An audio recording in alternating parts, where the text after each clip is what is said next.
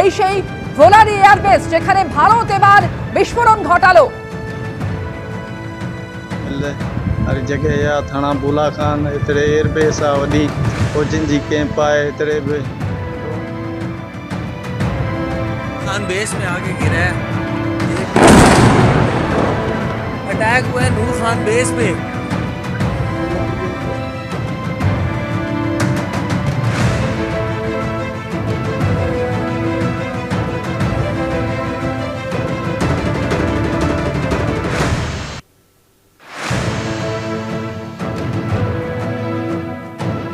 পাকিস্তানের 6 নম্বর এয়ারবেসের পর এবার 7ম এয়ারবেসেও প্রত্যাঘাত হানল ভারত।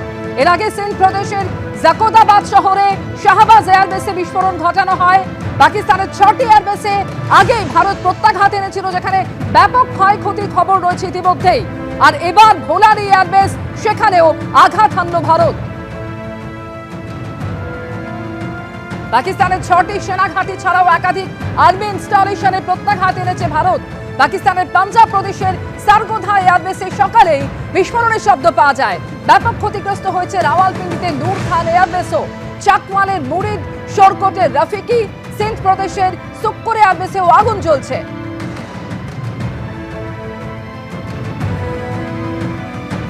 এবং এই সবকটি জায়গাতেই অস্ত্রের ভান্ডার মজুদ ছিল, জানিয়েছে ভারতীয় সেনা। এই সমস্ত জায়গায় পাক সেনার প্রযুক্তিগত পরিকাঠামো ছিল। এখানে গড়ে তোলা হয়েছিল রাডার সাইট, ছিল কমান্ড অ্যান্ড কন্ট্রোল সাইট। আর এখানেই এবার আঘাত হানল ভারতীয় সেনা।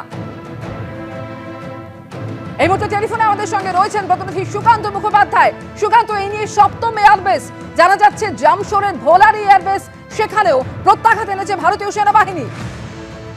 একেবারে দেখো, গতকালকে রাত্রে থেকে আজকে সকাল পর্যন্ত যেমন ভারতবর্ষের 26টি জায়গাকে টার্গেট করা হয়েছিল পাকিস্তানের তরফে, কোথাও ড্রোন, কোথাও মিসাইলের মাধ্যমে, তার পাল্টা হিসেবে কিন্তু সেই যে শেষ পাওয়া খবর যে 7 নম্বর এয়ারবেসকে কার্যত নষ্ট করে দিল ভারতীয় সেনা।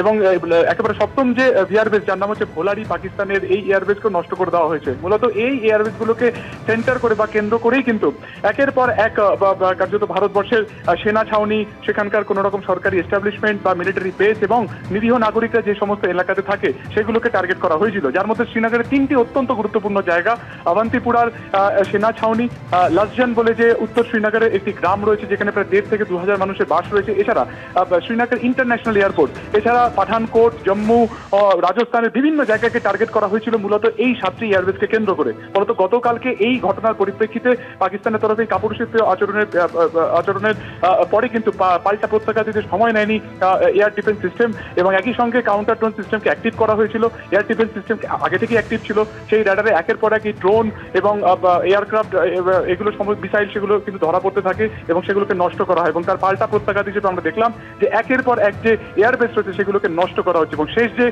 এয়ারবেস ভোলারি পাকিস্তানের, সেটিকেও কিন্তু নষ্ট করে দেওয়া হয়েছে, এবং সেই অপারেশন কিন্তু এখনো চলছে।